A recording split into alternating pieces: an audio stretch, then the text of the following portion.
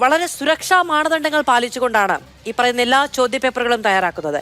8, 9, 10 ക്ലാസ്സിലേക്കാണെങ്കിൽ ഡയറ്റുകൾ ഇത് തയ്യാറാക്കുന്നു, അത് 2 സെറ്റ് തയ്യാറാക്കുന്നു. അതിന് മുകളിലേക്കുള്ളതാണ് എങ്കിൽ അതിനേക്കാൾ കർശനമായ മാനദണ്ഡങ്ങൾ വെച്ചുകൊണ്ടാണ് ഹയർ സെക്കൻഡറി ചോദ്യപേപ്പറുകളൊക്കെ തയ്യാറാക്കുന്നത്. സംസ്ഥാനത്ത് പുറത്തുള്ള കോൺഫിഡൻഷ്യൽ പ്രസ്സിലാണ് അത് പ്രിന്റ് ചെയ്യുന്നത്.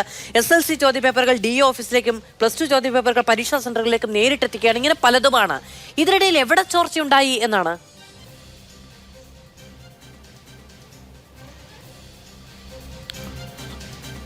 ഈ ചോദ്യപേപ്പർ ചോർച്ചയുമായി ബന്ധപ്പെട്ട് ഇത് ഈ വർഷത്തെ ആദ്യത്തെ സംഭവമല്ല.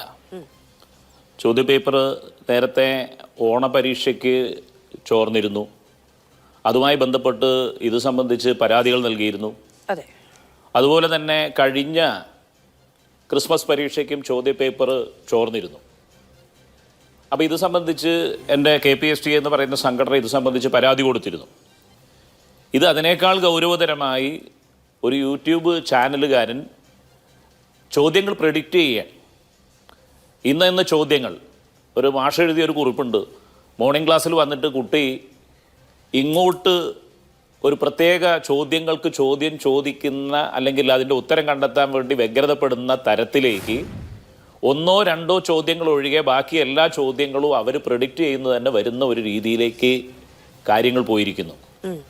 അപ്പോൾ കഴിഞ്ഞ ക്രിസ്മസ് പരീക്ഷയ്ക്കും ഈ കഴിഞ്ഞ ഓണപരീക്ഷയ്ക്കും ഇത് സംബന്ധിച്ച് പരാതികൾ ഉണ്ടായിട്ടും ഉയർന്നിട്ടും ഈ കാര്യത്തിൽ ഗൗരവതരമായ ഒരു അന്വേഷണം നടത്താനോ കുറ്റക്കാരെ കണ്ടെത്താൻ ശ്രമിക്കാത്തതോ ആണ് ഇത് ഈ സംസ്ഥാനത്ത് വലിയ പ്രശ്നമൊന്നുമില്ലാതെ നടത്തിക്കൊണ്ടുപോകാൻ സാധിക്കും എന്നുള്ള രീതിയിലേക്ക് കുറ്റം ആവർത്തിക്കുന്ന രീതിയിലേക്ക് ഈ സൊല്യൂഷൻസും സ്വകാര്യ ട്യൂഷൻ സെൻ്ററുകളൊക്കെ മാറുന്നത്.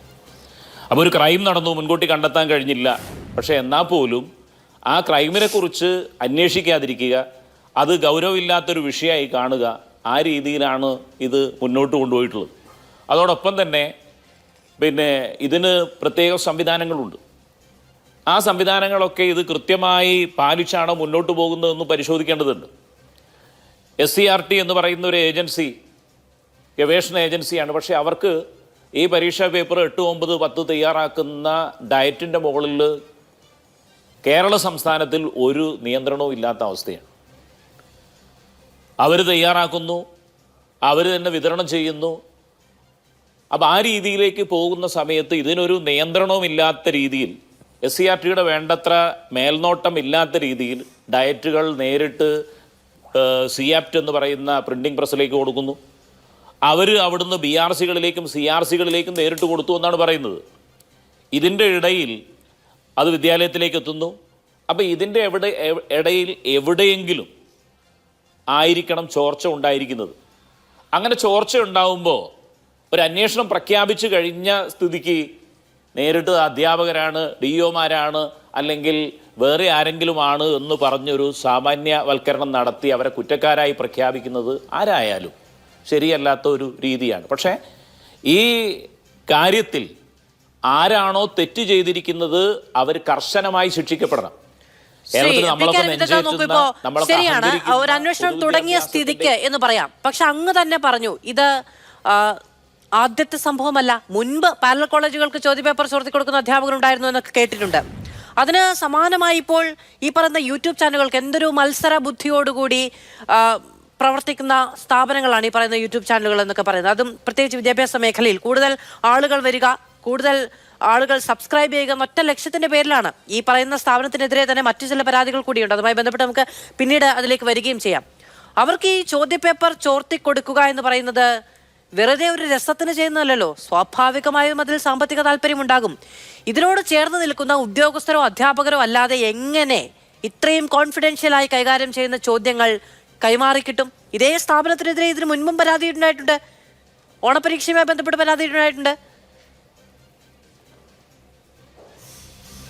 ഓണപരീക്ഷയുമായി ബന്ധപ്പെട്ട് പരാതി ഉണ്ടായിട്ടുണ്ട്. കഴിഞ്ഞ ക്രിസ്മസ് പരീക്ഷയായിട്ട് ബന്ധപ്പെട്ട് പരാതി ഉണ്ടായിട്ടുണ്ട്. ഇതിൽ കൃത്യമായി കാണേണ്ട ഒരു കാര്യം, ഈ പരീക്ഷാ ചോദ്യപേപ്പറുകൾ തയ്യാറാക്കുന്ന ഏജൻസികളെ, ഫാക്കൽറ്റികളെ, അധ്യാപകരാണെങ്കിലും ആരാണെങ്കിലും അത് തിരഞ്ഞെടുക്കുന്നത് തന്നിഷ്ടക്കാരെയാണ്. ഭരണപക്ഷവുമായോ അല്ലെങ്കിൽ വേറെ ഏതെങ്കിലും രീതിയിലോ ബന്ധമുള്ള ആളുകളെ മാത്രമാണ് ഇതിൻ്റെ അകത്ത് വെക്കുന്നത്. കേരളത്തിൽ പാഠപുസ്തക പരിഷ്കരണത്തിലായാലും ചോദ്യപേപ്പർ നിർമ്മാണത്തിലായാലും അങ്ങനെയുള്ള ആളുകൾ മാത്രമേ വെക്കുന്നുള്ളൂ. ഇത് ചോരാൻ സാധ്യതയുള്ള പല സ്ഥലങ്ങളുണ്ട്. പ്രിന്റ് ചെയ്യുന്ന പ്രസ്സിലേക്ക് പോകുന്നു, ചോദ്യപേപ്പർ ഉണ്ടാക്കുന്ന ആളുകൾ ഫാക്കൽറ്റികളുടെ ഇടയിൽ നിന്ന് ചോരാൻ സാധ്യതയുണ്ട്. അത് പ്രിന്റ് ചെയ്യുന്ന പ്രസ്സിലേക്ക് പോകുമ്പോൾ ആ പ്രസ്സിൽ നിന്ന് ചോരാനുള്ള സാധ്യതകളുണ്ട്.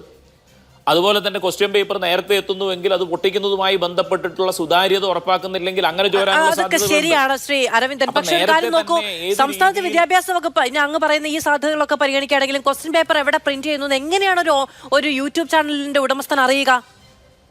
അങ്ങനെ സാധിക്കില്ല. ഈ ഇത്രയും കാലം ഇതൊന്നും സംഭവിച്ചിട്ടില്ലല്ലോ. ഇതിന് കൃത്യമായ റൂട്ടില്ലാതെ, കൃത്യമായ അറിവില്ലാതെ ഇതൊന്നും സാധ്യമാവുകയില്ല. അതുകൊണ്ടാണ് ഈ പറയുന്ന ഗ്രൂപ്പിലേക്ക് തന്നെ, ഏറ്റവും അടുത്ത് നിൽക്കുന്ന ആളുകളിലേക്ക് തന്നെ വിരൽ ചൂണ്ടപ്പെടുന്നതും വിമർശനം ഉന്നയിക്കപ്പെടുകയും ചെയ്യുന്നത്.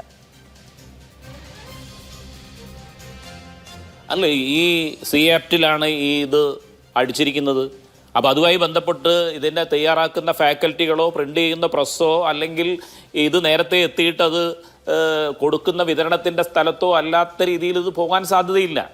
അപ്പം ഞാൻ പറയുന്നത്, ഒരു കുറ്റവാളിയെ നേരത്തെ പ്രഖ്യാപിക്കുന്നതിന് പകരം സമഗ്രമായ അന്വേഷണം നടത്തി ഇനി കേരളത്തിൻ്റെ പൊതുവിദ്യാഭ്യാസ രംഗത്ത് ഈ രീതിയിലുള്ള ഒരു ചോദ്യപേപ്പർ ചോർച്ചയും പരീക്ഷ സംബന്ധിച്ച വിവാദവും ഉണ്ടാക്കാത്ത രീതിയിൽ കർശനമായി ഇത് പാലിക്കേണ്ടത് ഗവൺമെന്റിന്റെ ചുമതലയാണ്. കഴിഞ്ഞ വർഷം ഉണ്ടായിട്ട് പോലും ഗൗരവതരമായ അന്വേഷണം നടക്കാത്തതാണ് ഇപ്രാവശ്യം. അതാണ് ഏറ്റവും പ്രധാനപ്പെട്ട പ്രശ്നം. അതാണ്. മാത്രമല്ല ഡിഒയുടെ റിപ്പോർട്ട് ഉണ്ടായിരുന്നു, താമരശ്ശേരി ഡിഒ ഇത് സംബന്ധിച്ച് കൃത്യമായ റിപ്പോർട്ട് നൽകിയിട്ടുണ്ടായിരുന്നു. അതൊന്നും പരിഗണിക്കപ്പെട്ടില്ല. പിന്നെ എന്തായിരുന്നു ഉത്തരവാദിത്വം എന്നുള്ളത് ഒരു വലിയ ചോദ്യമാണ്.